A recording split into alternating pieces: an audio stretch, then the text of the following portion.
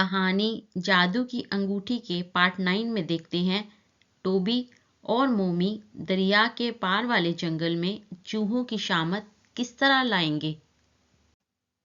अब तक तो हम रीरा को नहीं तलाश कर पाए। अब एक ही रास्ता है कि हम रीरा को दरिया के पार वाले जंगल में तलाश करें और अगर वहां भी ना मिले तो जंगल के पार का इलाका भी देखें और उस वक्त तक अपनी तलाश जारी रखें जब तक हम रीरा को ढूंढने में कामयाब नहीं हो जाते।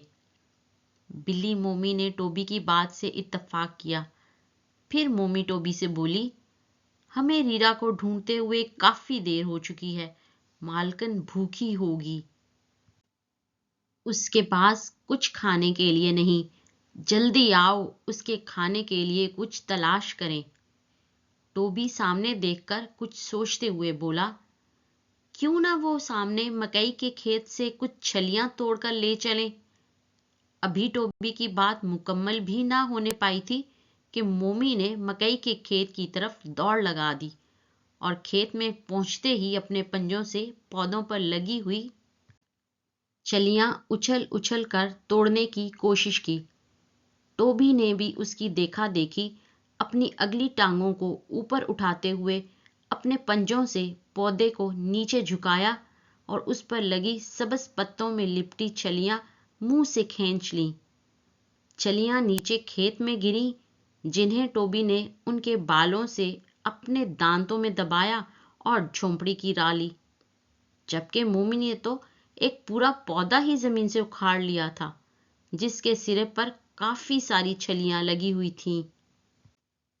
पौधे के तने को मोमी मुंह में दबाए खींचती हुई टोबी के पीछे पीछे भागती जा रही थी, जबकि पूरा पौधा जमीन पर घिसट रहा था। झोंपड़ी पहुंचकर टोबी और मोमी ने अपनी अपनी लाई हुई छलियां बूढ़ी मालकिन के सामने ढेर कर दी। मोमल की मां टोबी और मोमी का ये कारनामा देखकर मुतासिर हुए बिना ना रह सकी। वो प्यार से दोनों की पुश्त सहलाते हुए बोली, तुम दोनों ने आज सही मानों में अपनी वफादारी का हक अदा किया है और मुझे यकीन है तुम दोनों मोमल को कैद से निकलने में भी मदद करोगे। मेरे प्यारे बच्चों, तुम मेरे खाने के लिए तो ले आए हो, मगर अफसोस मेरे पास तुम्हारे खाने के लिए कुछ नहीं है। मैं इन मुश्किल हालात में तुम दोनों से यही कहूंगी कि जहां से खाने के लिए कुछ मिले खा लिया करो। अगली सुबह होते ही टोबी और मोमी दोबारा रीरा की तलाश में निकल खड़े हुए। आज उनका इरादा दरिया के पार वाले जंगल में जाने का था। दरिया के किनारे पहुंचकर मोमी परेशान आवाज में टोबी से कहने लगी, जंगल तो दरिया के पार है और दरिया के ऊपर कोई पुल भी नहीं, और मैं तो तैरना नहीं जानती। मैं तो डूब जाऊंगी। हाय, अब मैं क्या करूं? काश कि दरिया के पार जाने के लिए खुश्की का कोई रास्ता होता और मैं मालिक की मदद कर सकती। टोबी मोमी को परेशान देखकर बोला, मोमी फिक्र ना करो, मैं थोड़ा बहुत तैर सकता हूं। तुम मेरी पुश्त पर सवार हो जाओ। उम्मीद है हम बाआसानी दरिया पार कर लेंगे। वैसे भी दरिया ज्यादा गहरा नहीं है। चुनाचे मोमी एक ही जश्न में टोबी की पुश्त पर सवार हो गई। टोबी दरिया में अपनी पूरी कुव्वत से टांगें चलाते हुए पानी को पीछे धकेलकर तैरने की कोशिश कर रहा था। कोशिश करते करते आखिरकार वो दूसरे किनारे तक पहुंच गया। टोबी के दरिया से बाहर आते ही मोमी ने खुश्क किनारे पर छलांग लगा दी। यहीं से जंगल का हिस्सा शुरू हो जाता था। ये एक ऐसा जंगल था जो कि चूहों की बहुतात के लिए मशहूर था। वहां इस तादाद में चूहे थे कि शुमार करना नामुमकिन था। जूं ही वो दोनों जंगल में दाखिल हुए, दोनों को हद्दे नजर चूहे ही चूहे नजर आ रहे थे। अब जो चूहों की नजर मोमी पर पड़ी تو وہ بلی کو دیکھ کر یکدم خوف زدہ ہو گئے اور لگے ادھر ادھر منہ چھپانے اور بھاگنے۔ ان کی پریشان حالت دیکھ کر ٹوبی مومی سے مخاطب ہوا، مومی، اب تمہاری باری ہے کہ جس قدر ہو سکے ان کی گردنیں توڑ دو، جبکہ میں چوہوں کی لاشیں ایک جگہ جمع کر کے ان کا بڑا انبار لگاتا ہوں۔ مومی کا تو دلچسپ اور من پسند مشغلہ چوہوں کا شکار ہی تھا، اب وہ کہاں رکنے والی تھی؟ ٹوبی کا تو بس کہنا ہی کافی تھا۔ مومی نے آؤ دیکھا نہ تاؤ ایک کے بعد ایک چوہے پر جھپٹنا شروع کر دیا اور ان کی ہڈیوں کا سرما بنانے لگی۔ چوہے پے در پے اس کے عتاب کا نشانہ بن رہے تھے اور بچنے کے لیے اپنے بلوں کی طرف بھاگ رہے تھے، مگر اب مومی کہاں رکنے والی تھی؟ اس نے تو اکثریت کے خاتمے کا فیصلہ کر رکھا تھا۔ 2 چوہے کھا کر ہی مومی کا پیٹ بھر چکا تھا، بس اب اسے چوہوں کو خوفزدہ کرنے اور شکار کرنے کا مزہ آ رہا تھا۔ مومی ایک کے بعد ایک چوہے پر جھپٹتی، اس کی گردن پنجوں میں دبوچ کر مروڑتی اور پھر اگلے شکار پر حملہ کر دیتی۔ اس کے پیچھے پیچھے ٹوبی اس کے مارے ہوئے چوہوں کی لاشوں کو دانتوں سے اٹھا اٹھا کر ایک جگہ ڈھیر لگا کر ان کا اونچا مینار بناتا جا رہا تھا۔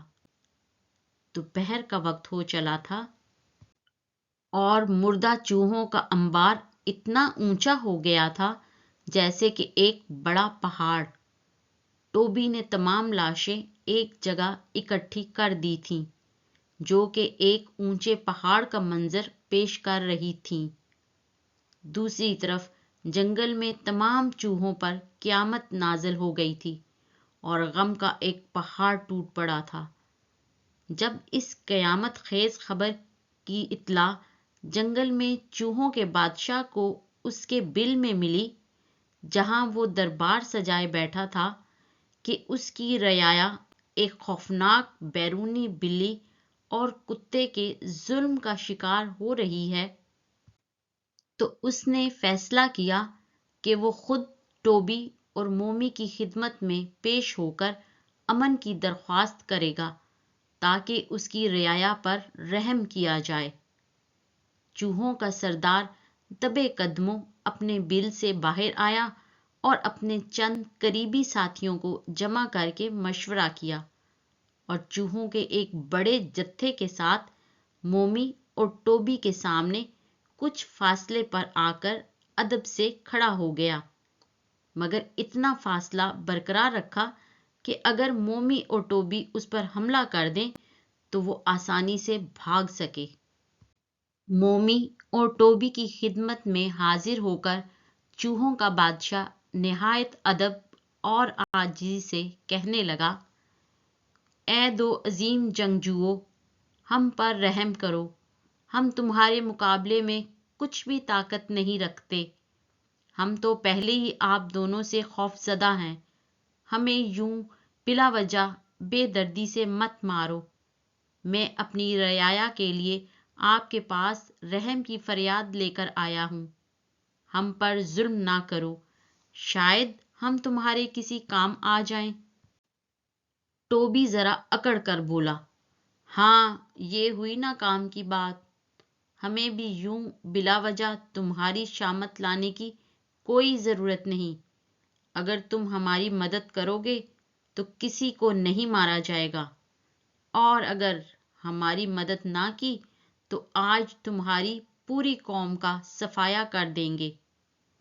مومی نے بھی اپنے ہاتھ روکتے ہوئے تکبر سے کہا، یاد رکھو اگر ہماری مدد نہ کی تو تم سب چوہے انجام کے خود ذمہ دار ہوگے، ہم اس سے بھی بڑا چوہوں کی لاشوں کا انبار لگا دیں گے اور پھر پورے کا پورا جنگل چوہوں سے ہمیشہ کے لیے صاف ہو جائے گا۔ یہ سن کر چوہوں کا بادشاہ تھر تھر کانپنے لگا اور ہر ممکن تعاون کا یقین دلایا۔